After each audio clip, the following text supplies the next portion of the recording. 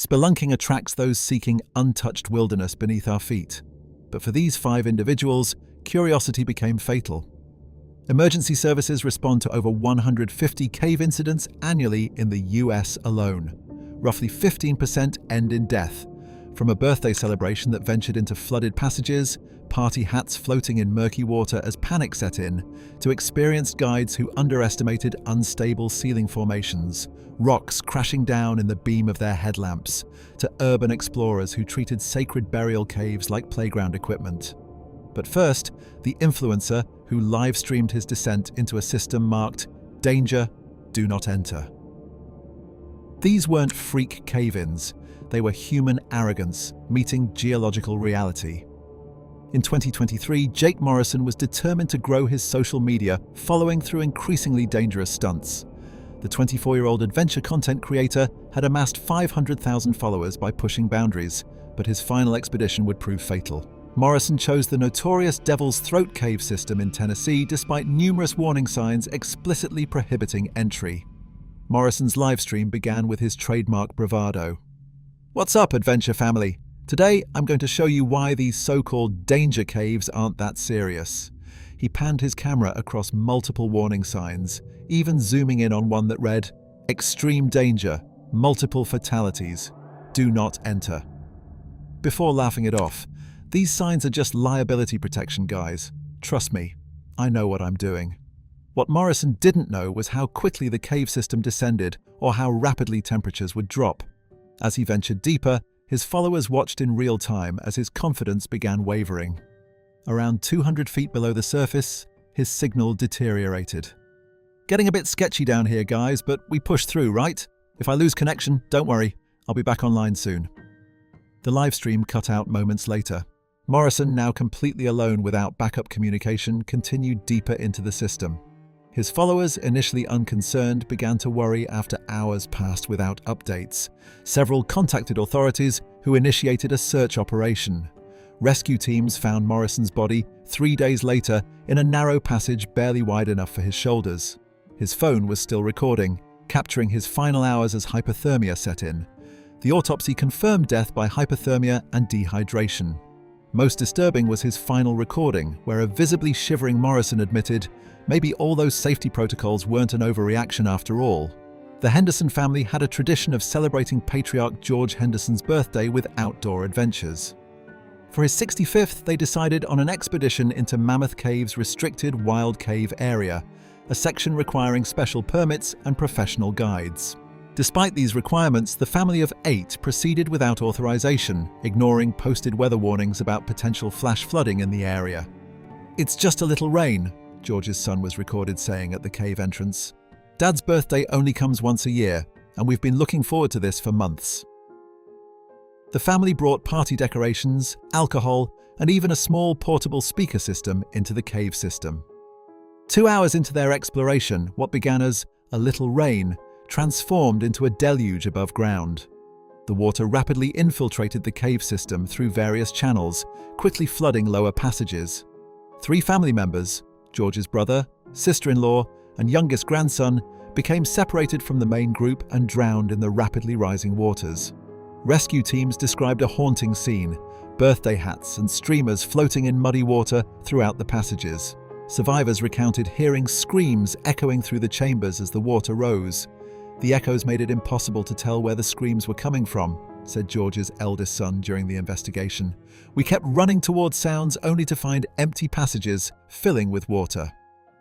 The subsequent investigation revealed the family had not only entered without permits, but had also removed a chain barrier to access the restricted area. Weather alerts had been issued 24 hours in advance, warning of flash flood conditions throughout the region. Marcus Chen had built a reputation as one of Colorado's premier cave guides over his 15-year career.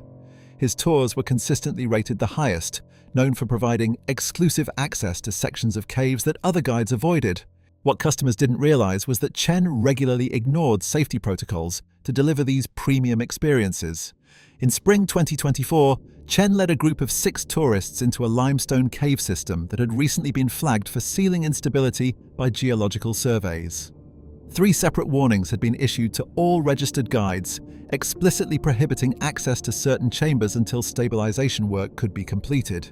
Security footage from the cave entrance showed Chen physically removing a safety barrier while telling his group, "I'm going to show you a secret chamber that's not on the official route. This is the kind of exclusive experience you're paying for." 40 minutes later, while Chen was explaining the formation of stalactites, the weakened ceiling collapsed without warning. The massive limestone slabs killed Chen and 2 tourists instantly. The remaining tourists were trapped in darkness for 18 hours before rescue teams could safely reach them.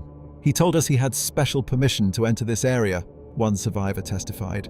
He said the regular tours didn't get to see the real beauty of the caves. The subsequent investigation uncovered Chen had been formally warned about unauthorized access 3 times in the previous year. His company was aware of his tendency to go off-route, but had ignored complaints because his tours generated the most revenue. The Underground Collective had built a significant online following documenting their explorations of abandoned buildings, tunnels, and other restricted locations. The 4-person group specialized in what they called extreme urban archaeology, often damaging protected sites for dramatic content. In summer 2023, they broke into a protected Native American burial cave in Arizona that had been sealed and protected by federal law. Their video introduction demonstrated their attitude. "Today we're turning this ancient cave into our personal playground. Let's see what treasures we can find." For nearly 2 hours, they filmed themselves climbing on fragile rock formations, handling sacred artifacts, and even using ancient stone carvings as foothold for climbing stunts. During one particularly reckless moment, 2 members attempted to swing from a natural stone arch while the others filmed from below.